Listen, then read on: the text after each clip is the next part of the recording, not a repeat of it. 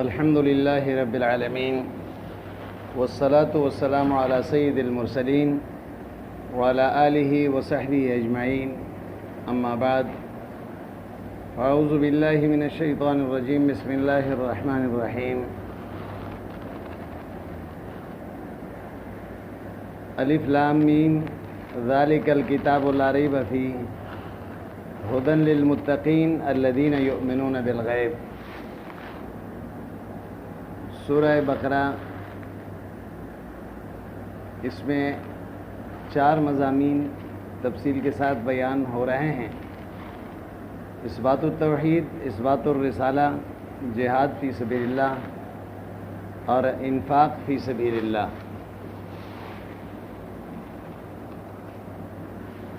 اور ابتدا میں ترغیب القرآن ذکر فرمایا کہ ذالک الکتاب لا ریب فیہ۔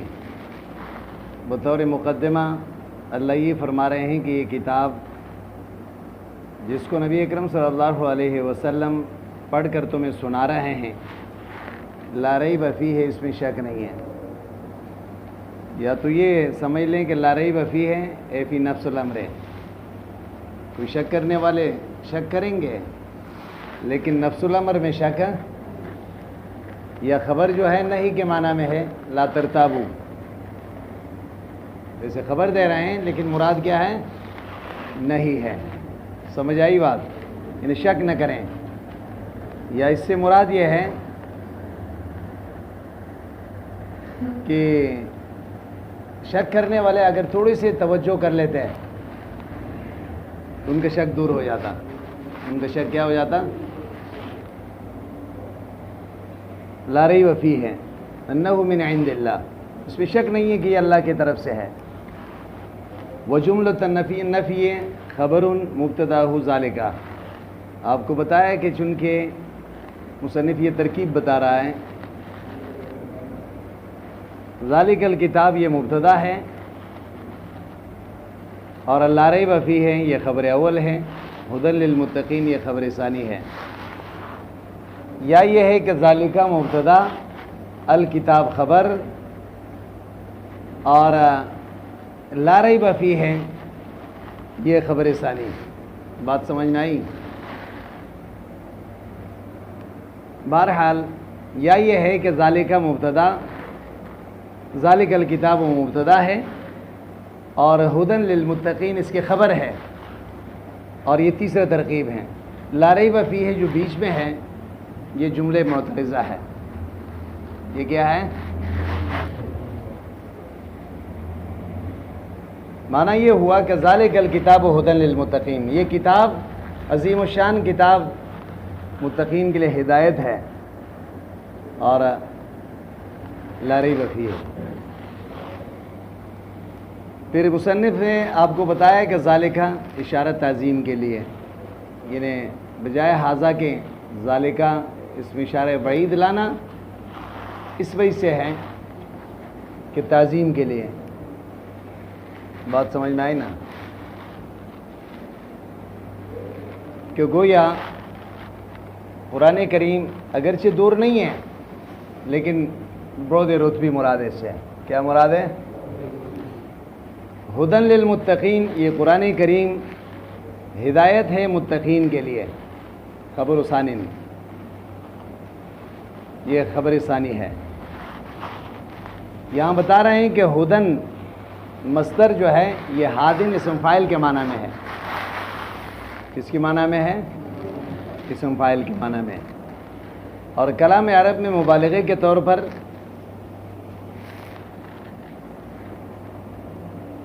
اسم فاعل جو ہے مصدر کے صیغے میں استعمال ہوتا ہے۔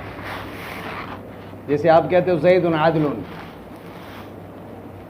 تو مراد کیا ہوتا ہے؟ زید عادل۔ سمجھ آئی بات؟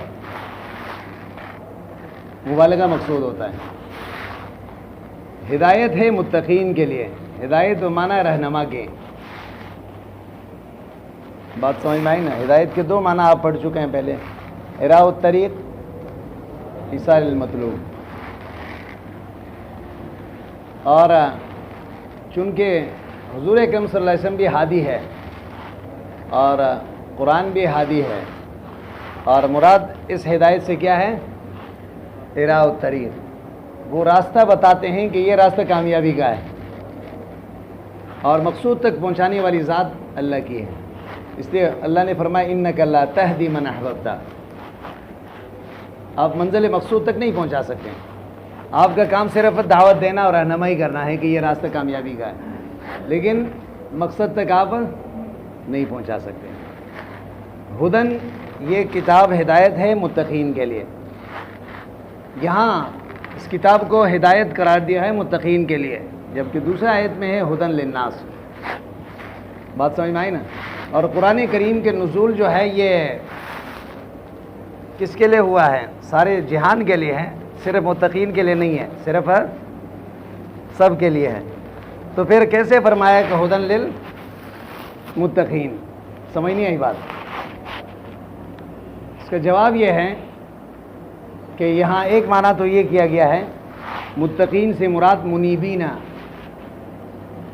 مراد ہے۔ یہ قرآن کریم ہدایت ہے انابت والوں کے لیے،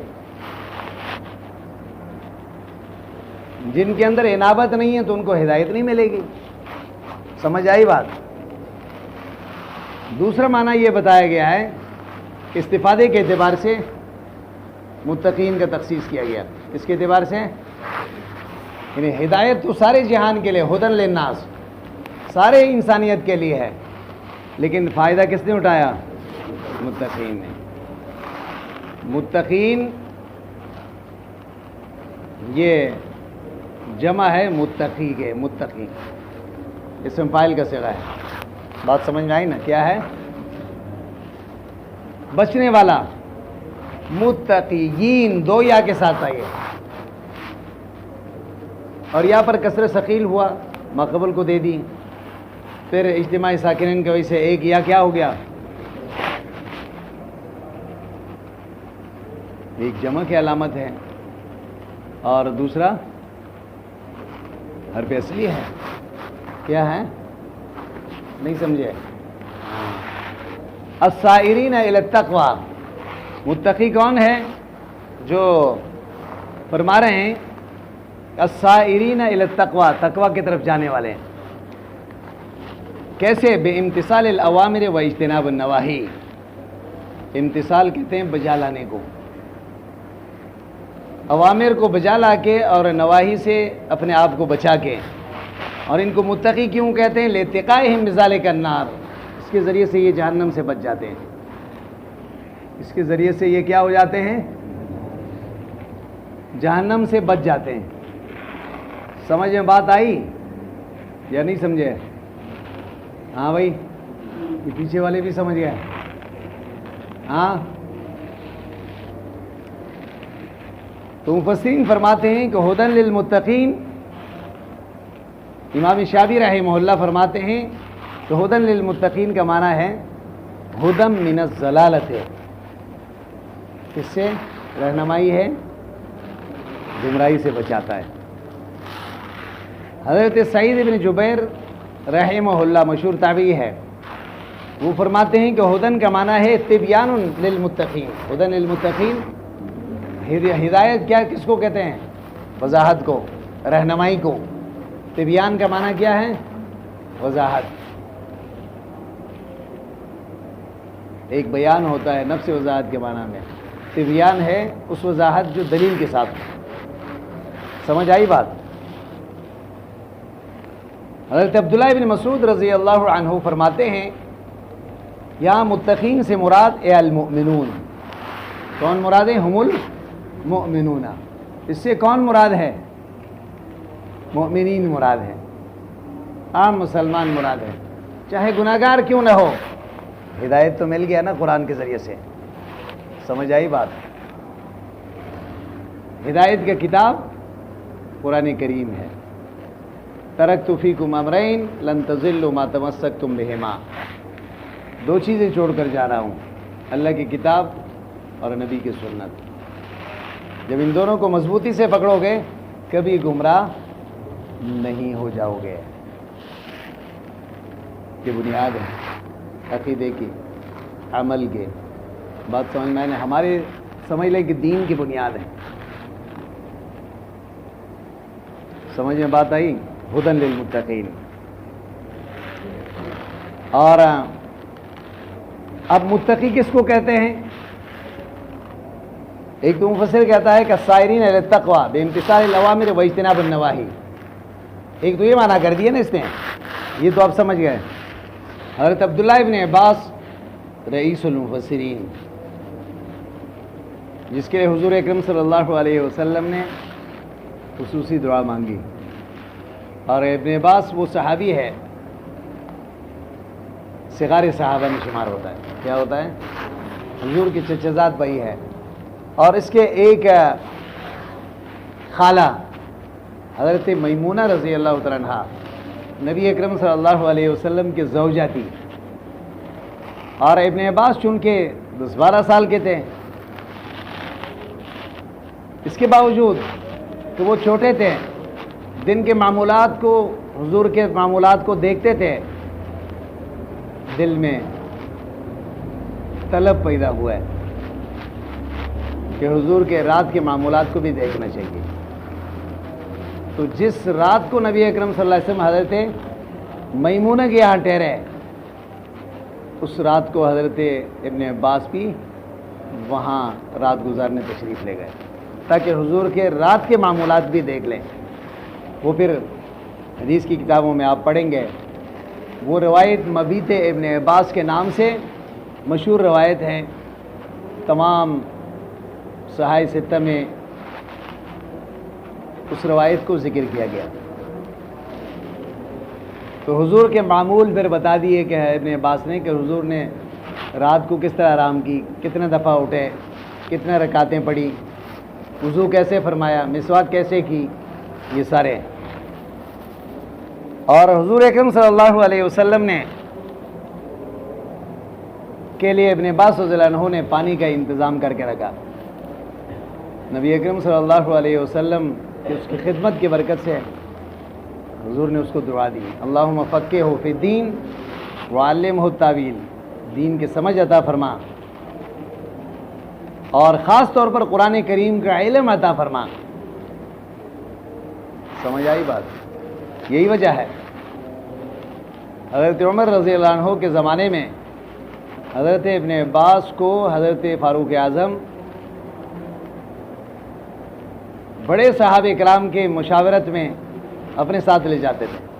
کچھ لوگوں نے اعتراض بھی کیا کہ یہ تو بچہ ہے، اس طرح بڑوں کی مجلس میں اس کو کیوں بلایا گیا. تو ایک دن حدیث میں آتا ہے کہ حضرت فاروق اعظم رضی اللہ عنہ نے بطور امتحان ان صحابہ کرام کے سامنے سورہ نصر اذا جاء نصر اللہ والفتح، اس کا مطلب اور خلاصہ پوچھا. اس سورت کا مطلب کیا ہے، مقصد کیا ہے؟ اذا جاء نصر اللہ والفتح ورأیت الناس يدخلون فی دین اللہ افواجا فسبح بحمد ربک واستغفرہ انہ کان توابا. تو کسی نے کہا اس سے فتح مکہ مراد ہے، کسی نے کہا فتح خیبر مراد ہے، کسی نے کیا بتایا اپنے سمجھ کے مطابق. پھر حضرت فاروق اعظم نے ابن عباس سے پوچھا. آخر میں حضرت ابن عباس نے فرمایا کہ اس صورت میں کا مقصد یہی ہے کہ حضور کے وفات کی طرف اشارہ ہے. تو حضور دنیا سے تشریف لے جانے والے. کیسے؟ فرمایا نبی ایک مشن کے لیے آیا ہے. اللہ فرماتے ہیں کہ مشن جب مکمل ہوگا، کیونکہ پہلے تو ایک آدمی پر محنت ہوتا نا، اب کیا ہے، قبیلے کے قبیلے مسلمان ہو رہے ہیں، تو مشن کامیاب ہو گیا نا. جب مشن کامیاب ہو گیا، قاصد کو جس مقصد کے لیے بھیجا تھا وہ پورا ہو گیا، تو اللہ فرماتے ہیں فسبح بحمد ربک واستغفرہ. اب تیاری پکڑے، اب جانے کا وقت آ گیا. حضرت فاروق اعظم رضی اللہ عنہ نے فرمایا کہ میرے دل میں بھی یہ بات تھی. سمجھ نہیں آئی بات؟ تو بہرحال حضور کے دعا کے برکت سے اللہ نے اس کو علم کے وہ مقام عطا فرمایا جو رئیس المفسرین کہتے ہیں. اب حضرت ابن عباس متقین کی معنی بتا رہے ہیں کہ الذین یحذرون من اللہ عقوبتہ فی ترک ما یعرفون من الہدی. وہ فرما رہے ہیں اس سے مراد اللہ سے ڈرتے ہیں، نہ ڈرنے والے، اللہ کے عذاب سے ڈرنے والے کہ اللہ کی نافرمانی کریں گے کر اللہ ہمیں پکڑیں گے. بات سمجھ میں آئے نا.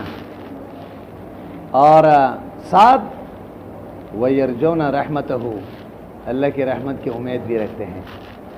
ہاں پھر تصدیق بما جاء بھی، حضور جو دین لایا ہے اس کی تصدیق کر کے، کیونکہ ایمان اسی کو کہتے ہیں نا کہ الایمان بین الخوف والرجاء. آدمی یہ سمجھے کہ میں تو گیا، میرے لیے تو مغفرت نہیں ہے، میں تو اتنا گناہگار ہوں، اس کو مایوسی کہتے ہیں. اللہ کے در میں مایوسی نہیں ہے. بنی اسرائیلیوں کے 100 قاتل کو اللہ نے معافی دے دی آخری وقت میں اس کے پشیمان اور توبہ کرنے پر. ابھی توبہ بھی مکمل نہیں بلکہ ارادے کی نیت سے جو ہے گھر سے نکلا تھا.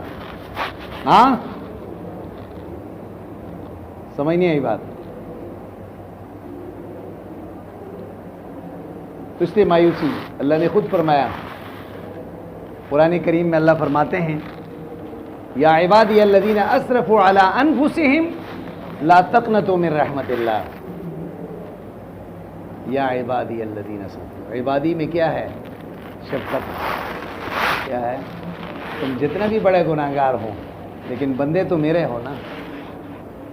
کسی اور کے در میں کیوں جاتے ہو؟ میرے در میں آ کے دیکھ. لا تقنطوا من رحمت اللہ، اللہ کی رحمت سے نومید نہیں ہونا. اللہ 100 سالہ اس گناہگار کو کبھی ایک سجدہ مالک کے لیے نہیں کیا، لیکن گھر والوں نے گھر سے نکالا اور اس کو ایک بوجھ سمجھا. صحت گئی، مال گیا، ساری چیزیں، تعلقات ختم ہو گئے. ہر طرف سے جب مایوس ہو کر ایک ہی آسرا باقی رہتا ہے، اب مالک کے در پہ جاتا ہے.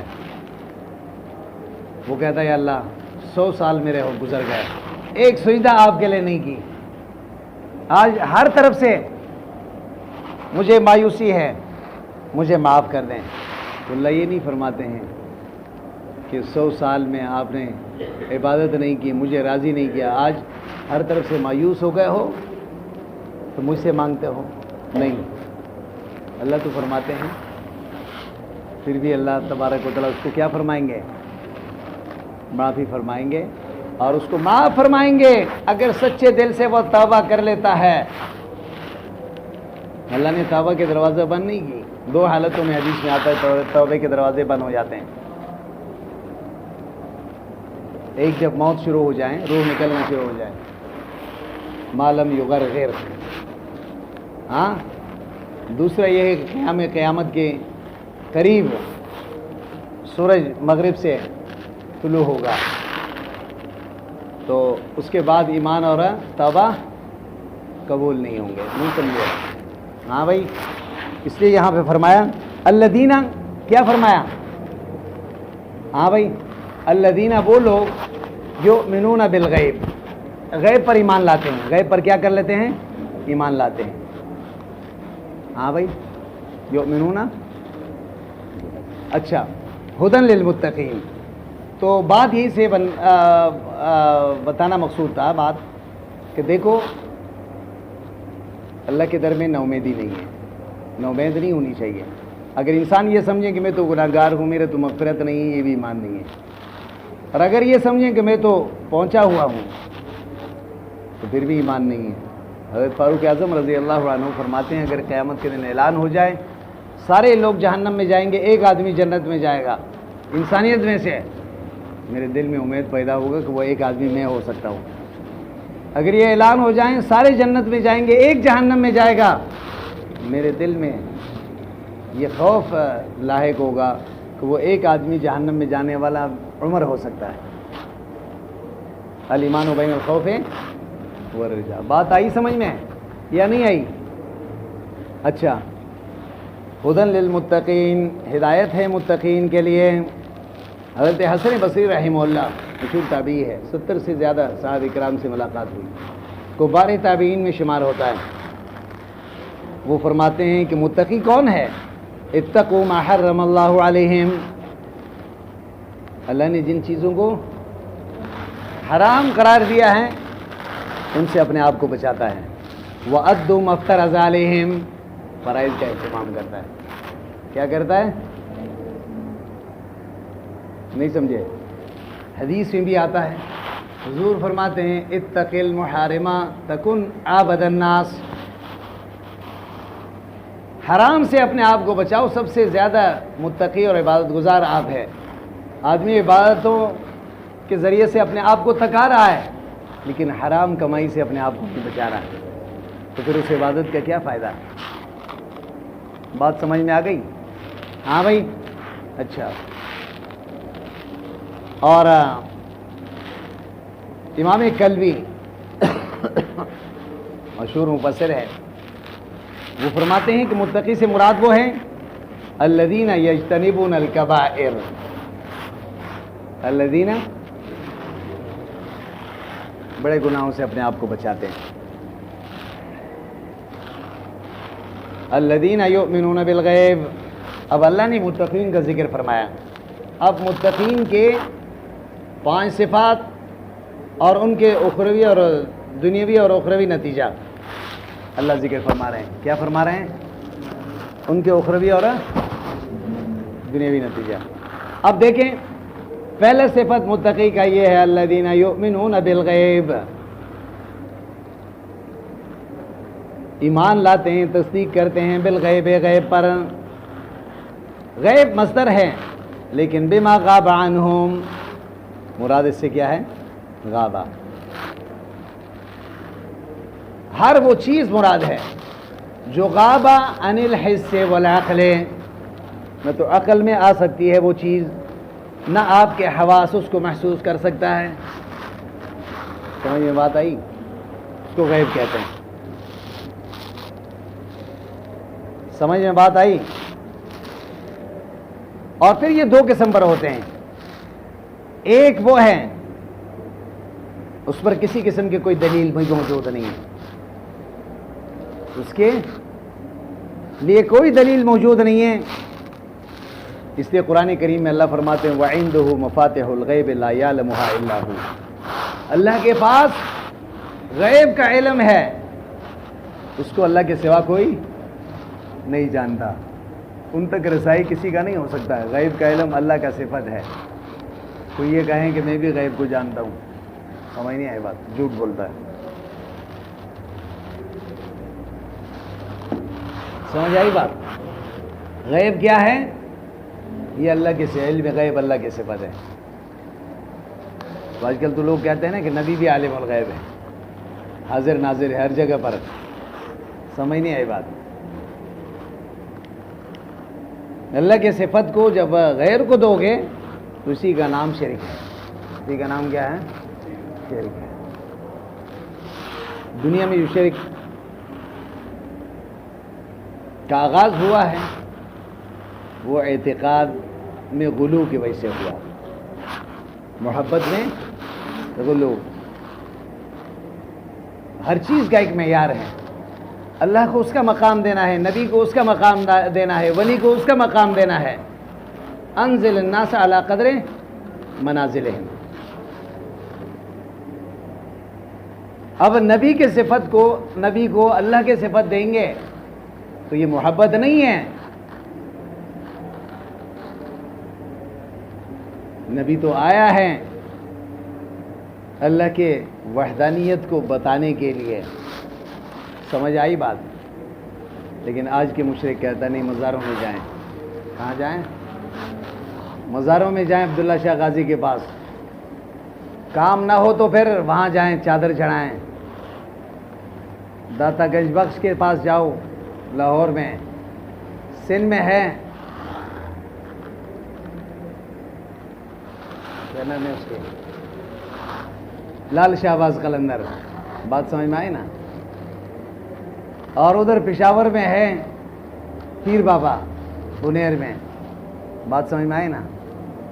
کام نہیں ہو رہا ہے تو پھر وہاں چلے جاؤ، تو آپ کے کام ہو جائیں گے۔ تو اللہ فرماتے ہیں حضور کے زمانے میں بھی مشرک یہی کہتے تھے، ہا اولائی شفعاؤنا عند اللہ، ہم ان کو کہہ دیتے ہیں یہ اللہ سے ہمیں لے کر دیتے ہیں، ہم ان سے تھوڑی مانگتے ہیں، دینے والی ذات تو اللہ کی ہے۔ وہ مشرک بھی وہی کہتے تھے، دینے والی ذات تو اللہ کی ہے۔ کسی بڑے آدمی کے پاس جانا ہو تو اس کے سیکرٹری کو پکڑنا ہوتا ہے پہلے کہ بھئی سفارش کر لیں ہمارا کام ہو جائے۔ تو دنیا میں تو ہو سکتا ہے، جس انسان کے پاس آپ جا رہے ہیں اس کے وہ آپ کے حال کو نہیں جانتا۔ اللہ تو علیم بذات الصدور ہے، اللہ تو خود فرماتے ہیں ادعونی استجب لکم، مجھ سے براہ راست مانگو، میں تمہاری دعا کو قبول کرتا ہوں۔ صحابہ نے کہا یا رسول اللہ اقریب ربنا فنناجی ہے ام بعید فننادی ہے، نئے مسلمان ہوئے تھے، انہوں نے کہا یا رسول اللہ یہ بتا دیجئے کہ اللہ قریب ہے تو ہم سرگوشی سے آہستہ مانگیں گے اللہ سے، اگر دور ہے تو تھوڑے سے زور سے۔ تو اللہ نے فرمایا وَإِذَا سَأَلَكَ عِبَادِي عَنِّي فَإِنِّي قَرِيبٌ أُجِيبُ دَعْوَةَ الدَّاعِ إِذَا دَعَانِ فَلْيَسْتَجِيبُوا لِي وَلْيُؤْمِنُوا بِي، میرے احکام کو مان کے میرے طرف آئے، میں دعا قبول کرتا ہوں۔ ہاں بھائی کھڑے ہو جاؤ، جلدی کر، آپ کا یہ نیند پورا نہیں ہوا، جلدی کریں، ہاں کھڑے ہو جاؤ۔ عادت کبھی العادت لا تزول الا بالموت، بات سمجھ میں آئی نا؟ عرب کا مقولہ ہے۔ نیند کے گولی کھا کے تو نہیں آتے ہو؟ ہاں بھائی، یا رات بھر کہیں چوکیداری تو نہیں پکڑی؟ ہاں بھائی، تو پھر لمبی راتوں میں جو ہے وہ آدمی کہ نیند پوری نہ ہو تو پھر آدمی کیا کہیں؟ یہاں آرام کرنے اور سونے کے لیے تو نہیں آتا کلاس میں آدمی۔ سمجھ میں بات آئی؟ بہرحال ہؤلاء شفعاؤنا عند اللہ، 360 بت وہاں بھی انہوں نے رکھے ہوئے تھے، بتوں سے تھوڑی مانگتے تھے، وہ کہتے یہ اسماعیل علیہ السلام کی شکل میں ہے، یہ ابراہیم علیہ السلام کی شکل میں ہے، یہ فلاں کے، ان کے ارواح یہاں آتے ہیں، ان کے سامنے ہم پیش کرتے ہیں، یہ اللہ سے ہمیں لے کر دیتے ہیں۔ ہؤلاء شفعاؤنا عند اللہ، دینے والی ذات اللہ کی۔ آج کے مشرک اور اس میں کیا فرق ہے؟ کوئی فرق ہے؟ آج بھی یہی کہہ رہا ہے، ہم مزاروں سے تھوڑی مانگتے ہیں، ہم تو وہاں جا کے۔ بات سمجھ میں آئی یا نہیں آئی؟ ہاں، تو عقیدہ جب خراب ہوگا تو پھر عمل برباد ہو جائیں گے۔ عقیدہ کیا ہے؟ بنیاد ہے۔ سمجھ آئی بات؟ بہرحال اس لیے اللہ تبارک و تعالیٰ پہلے عقیدے کو ذکر، اصلاح عقیدہ۔ الذین یؤمنون بالغیب، وہ لوگ جو تصدیق کرتے ہیں بالغیب، غیب کے ساتھ، بما غاب عنہم من البعث والجنۃ والنار۔ آپ کو بتائے ایک غیب تو وہ ہے جس کے لیے کوئی دلیل بھی موجود نہیں، وعندہ مفاتیح الغیب لا یعلمها الا ہو، اللہ کے سوا کوئی نہیں جانتا، وہاں تک انسان کی رسائی نہیں ہو سکتی۔ بات سمجھ میں آئے نا؟ ایک وہ ہے جس کے لیے دلیل قائم ہے، اللہ تبارک و تعالیٰ کا وجود ہے، لیکن اللہ کو ہم نے دیکھا نہیں ہے، لیکن اللہ کے وجود کے دلیل موجود ہے۔ یہ دنیا، یہ نظام، یہ سورج و چاند، یہ ساری چیزیں اللہ کے وجود پر دلالت کر، وفی کل شیء آیۃ تدل علی انہ واحد، دنیا کے ہر چیز پر جب آپ کے نظر پڑے گی، یہ ساری چیزیں ایک ہی گواہی دے رہے ہیں کہ اللہ ایک ہے، لا شریک ہے۔ بات آئی سمجھ میں؟ تو بہرحال اسی طرح اور چیزیں قیامت کی اور دوسری چیزیں، اور بعث بعد الموت، اس پر بھی دلیل ہے قرآن و حدیث میں۔ اسی طرح جزا و سزا، دیکھا نہیں ہے کسی نے، قبر کے عذاب کسی نے دیکھا نہیں، لیکن دلیل موجود ہے، اس دلیل سے ہمیں پتہ چلتا ہے کہ یہ حقیقت ہے۔ سمجھ میں بات آئی یا نہیں آئی؟ ہاں، اس لیے فرمایا بما غاب عنہم من البعث والجنۃ والنار۔ اسی طرح اچھا آگے پھر فرمایا، بات سمجھ میں آئی نا؟ والذین یؤمنون، ایمانیات کو ذکر کیا، اصلاح عقیدہ، اصلاح عقیدہ۔ حدیث میں آتا ہے قیامت کے دن یحبس الناس، سارے انسانیت جب میدان حشر پر آئیں گے ایک جگہ پر روک دیا جائے گا ان کو کہ رک جاؤ رک جاؤ، ایک ہی میدان میں. تو پھر سوال ہوگا این المتقون، این المتقون، متقی کہاں گئے، متقی کہاں گئے؟ بات سمجھنا ہے. صحابی کہتا ہے قلت من المتقون، میں نے کہا متقی کون؟ قال قوم اتقوا الشرک وعبادۃ الاوثان، متقی وہ ہے شرک سے اپنے آپ کو بچاتا ہے، بت پرستی سے اپنے آپ کو بچاتا ہے. واخلصوا للہ العبادہ، حدیث میں آتا ہے خالص عبادت ایک رب کے لیے، کسی اور کے در میں نہیں جھکتا، مالک کے در میں جھکتا ہے. بات سمجھ میں آئی نا؟ تو اعلان ہوگا فمروا الی الجنہ، ان کو کہاں لے جاؤ بھائی صاحب، کتاب کی ضرورت نہیں ہے، ان کو جنت میں لے جاؤ. سمجھ میں بات آئی یا نہیں آئی؟ ہاں. تو بہرحال الذین یؤمنون بالغیب بما غاب عنہم من البعث والجنۃ والنار. اچھا دوسری صفت ویقیمون الصلاۃ، ویقیمون، نماز کو قائم رکھتے ہیں. دیکھو ویؤدون الصلاۃ نہیں فرمایا، کیا نہیں فرمایا؟ ویؤدون الصلاۃ، کیونکہ ادائیگی مقصود نہیں ہے نا. یقین اقامہ کس کو کہتے ہیں؟ اقام العود، لکڑی کو سیدھا کر دیا. جب اس کو آگ میں گرم کر کے ٹیڑھا لکڑی کو آپ کیا کریں گے؟ سیدھا کریں گے. تو اقامت کا مطلب کیا ہے؟ مفسر کہتا ہے یاتون بہا بحقوقہا، نماز کو بجا لاتا ہے تمام حقوق کے ساتھ، یعنی تمام ارکان و آداب کا خیال کرتے ہوئے نماز ادا کر رہا ہے. اصلاح عمل، پہلی چیز کیا ذکر ہوا؟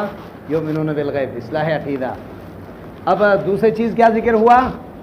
اصلاح عمل. اصلاح عمل، عمل میں سے سب سے بنیادی عمل کیا ہے؟ نماز ہے. اول ما یحاسب بہ العبد یوم القیامہ، سب سے پہلے سوال حقوق العباد میں، حقوق اللہ میں نماز کے بارے میں ہو. سمجھ آئی بات؟ اس لیے حضور نے فرمایا من ترک الصلاۃ متعمدا فقد کفر، کفر کے قریب پہنچ جاتا ہے. سمجھ آئی بات؟ بہرحال تو یہاں پہ فرمایا، تو بات سمجھ میں آئی نا؟ یقیمون الصلاۃ. اور اقامت صلاۃ کیا ہے؟ حضرت ابن عباس رضی اللہ عنہ فرماتے ہیں اتمام الرکوع والسجود والتلاوت والخشوع. حضرت ابن عباس کیا فرماتے ہیں؟ اتمام الرکوع والسجود والتلاوت والخشوع. یہ نہیں ہے کہ اٹھک بٹک کر رہا ہے. حضور نے فرمایا یہ منافق کی نماز ہوتی ہے. جب بیٹھا بیٹھا جب وہ قضا ہونے کے قریب ہو جاتا ہے جلدی اٹھ کے جو ہے 4 ٹونگے لگاتا ہے. بات سمجھنا ہے نا؟ وذالک صلاۃ المنافق، حضور فرماتے ہیں یہ منافق کی نماز ہے. سمجھ نہیں آئی بات؟ اس سے اللہ تبارک و تعالیٰ نے قرآن میں فرمایا خلق الموت والحیات لیبلوکم ایکم احسن عملا. یہ موت اور زندگی یہ امتحان ہے. کیوں اللہ نے پیدا کیے؟ لیبلوکم، تاکہ تمہیں آزمائے، ایکم احسن عملا، اکثر عملا نہیں فرمایا کہ عمل کس کے زیادہ ہے. اللہ کے یہاں کثرت کا اعتبار نہیں ہے، عمل کے احسنیت کا اعتبار ہے. اب 2 رکعت نفل پڑھیں، 2 رکعت تہجد پڑھ، 1 رکوع تلاوت کریں، سمجھ کر کر لیں. سمجھ نہیں آئی بات؟ ہاں بھائی. اس لیے رکوع اور سجدے کا اگر کوئی تعدیل ارکان نہیں کرتا تو نماز نہیں ہوگی یا نماز میں نقص ہوگا. سمجھ آئی بات؟ امام مقاتل رحمہ اللہ فرماتے ہیں یقیمون الصلاۃ، اس کا معنی ہے المحافظت علی مواقیتہا، المحافظت علی نماز کے اوقات کا اہتمام کرتا ہے. ہاں بھائی یہ جو بیچ میں جو سو رہا ہے کھڑے ہو جاؤ, جلدی کر, کتاب لے کے کھڑے ہو جاؤ. بات سمجھ میں آئی نا؟ المحافظہ علی مواقیتہا, وقت پہ نماز ادا کر رہا ہے. واسباغ الوضوء, بڑے اہتمام سے وضو کر رہا ہے. یہ نہیں ہے کہ بس ویل للعقاب, حضور نے فرمایا کہ یہ کیا جگہ خشک رہ گئی اعضاء وضو کے, نماز وہ کہہ رہا ہے میں نے وضو کر لی, نماز بھی نہیں ہوئی. حضور نے ہلاکت کا ذکر فرمایا. سمجھیں یہ بات, اس سے عبادت میں اہتمام ضروری ہے. علامہ ابن قیم رحمہ اللہ فرماتے ہیں کہ حدیث میں آتا ہے صلاۃ بسواک, ایک نماز جو وضو میں مسواک کر کے آدمی بعد میں ادا کر رہا ہے نا, 70 نمازوں سے جو بغیر مسواک کے ہیں وہ افضل ہے. حدیث میں آتا ہے 70. تو علامہ ابن قیم فرماتے ہیں یہ وجہ کیا ہے؟ اس لیے کہ اللہ کے یہاں اہتمام کی اہمیت ہے. جب بندہ اطمینان کے ساتھ وضو کے لیے بیٹھتا ہے, بسم اللہ پڑھتا ہے, اور پھر اطمینان کے ساتھ ہاتھ دھوتا ہے,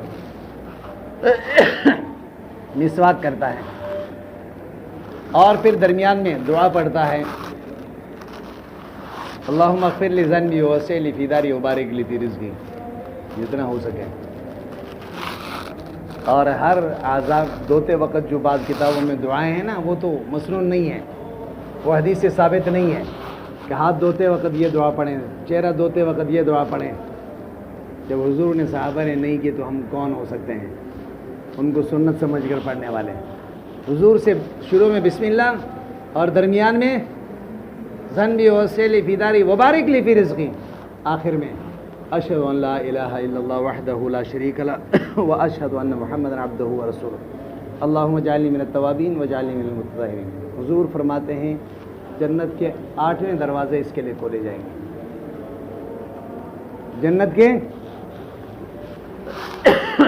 بات نہیں سمجھی, سمجھ نہیں آئی, پتہ نہیں کون سی زبان سمجھتے ہو. ہاں بھائی,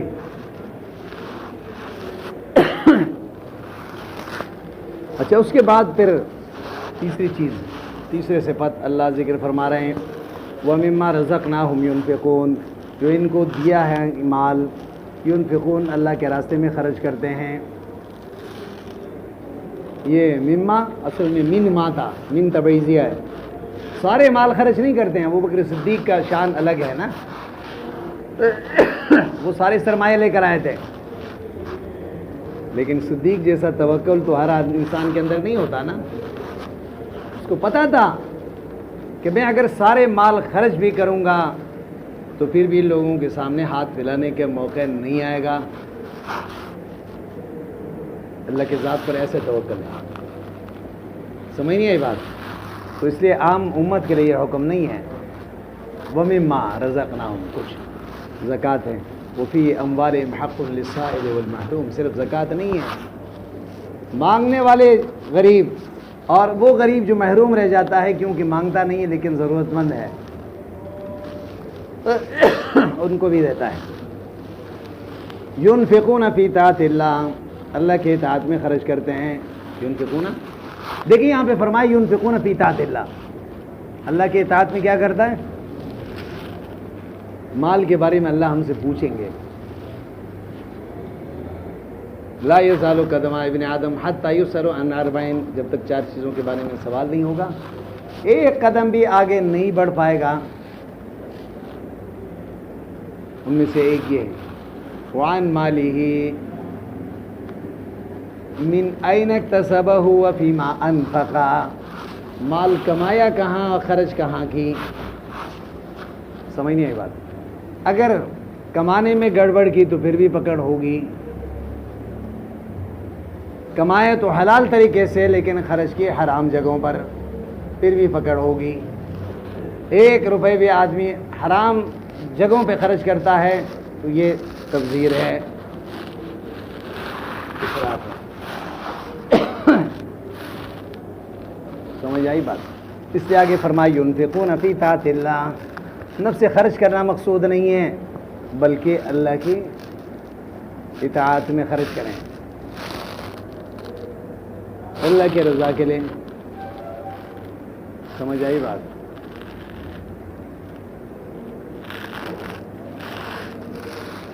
والذین یؤمنون بما انزل الیک، اور یہ تو دوسرا صفت ذکر ہوا، یا اب تیسرا صفت، تیسرا بلکہ چوتھا صفت ہے۔ پہلے تو یؤمنون بالغیب، پھر ومما رزقناہم ینفقون، اور پھر ویقیمون الصلاۃ، تیسرا ہے ومما رزقناہم ینفقون۔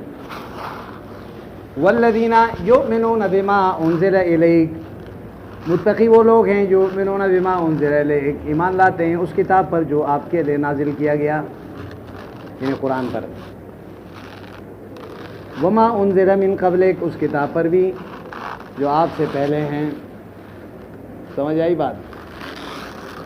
والذین یؤمنون بما انزل الیک، قرآن پر تفصیلی ایمان ہے، ایک ایک حکم کو ماننا ہے، اس پر عمل کرنا ہے۔ وما انزل من قبلک، باقی جو آسمانی کتابیں ہیں، تین بڑے کتاب تورات، انجیل، زبور، اور اسی طرح صحائف سو مختلف انبیاءوں پر نازل ہوئے، ان پر ایمان لانا ہے اجمالاً، یہ اللہ کی کتاب ہیں، یہ اللہ کی کتاب ہے۔ ایک بھی اللہ کی کتاب کا اگر کوئی انکار کریں یا ایک بھی اللہ کے نبی کا انکار کریں تو کفر ہے۔ کیا ہے؟ کفر ہے۔ وبالآخرۃ ہم یوقنون، اور آخرت پر یہ یقین کرتے ہیں۔ ایقان کیا ہے؟ یقین کرتے ہیں، یعلمون، ان کو پتہ ہے کہ قیامت ہے اور حساب و کتاب ہے۔ اولئک الموصوفون بما ذکر، یہ وہ لوگ جن کا صفت ما قبل ذکر کیا گیا، علی ھدی من ربہم، جب یہ 5 اوصاف اپنائیں گے تو دنیا میں ان کو کیا انعام ملیں گے۔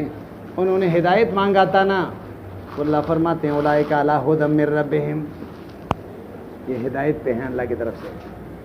کس پر ہیں؟ ہدایت پر ہے، اللہ کی طرف سے۔ دنیا میں ان کو سب سے عمدہ نعمت مل جائیں گے، وہ ہے ہدایت۔ سمجھ نہیں آئی بات؟ جو ہر نماز میں یہ مانگ رہا تھا، اہدنا الصراط المستقیم، اہدنا الصراط المستقیم۔ اچھا، وَأُولَئِكَ هُمُ الْمُفْلِحُونَ، اخروی نتیجہ کیا ہے؟ یہ کامیاب قرار پائیں گے۔ الفائزون بالجنہ الناجون من النار، جہنم سے بچ کے جنت والے بن جائیں گے۔ تو ابدی کامیابی ہے، یہ ایسا کامیابی ہے جنت میں قدم آدمی رکھے تو وَلَكُمْ فِيهَا مَا تَشْتَهِي أَنفُسُكُمْ، سارے خواہش پورے ہو جائیں گے، اور پھر جنت سے نکلنا نہیں ہے، اور وہ نعمتیں بھی ہمیشہ ہوں گے، اور وہاں پہ کوئی محرومی نہیں ہے، فلاں چیز کو کھاؤ فلاں کو نہیں کھاؤ، ایسے پابندی بھی نہیں۔ سمجھ نہیں آئی بات؟ تو یہ بڑی کامیابی ہو گیا نا۔ ہاں۔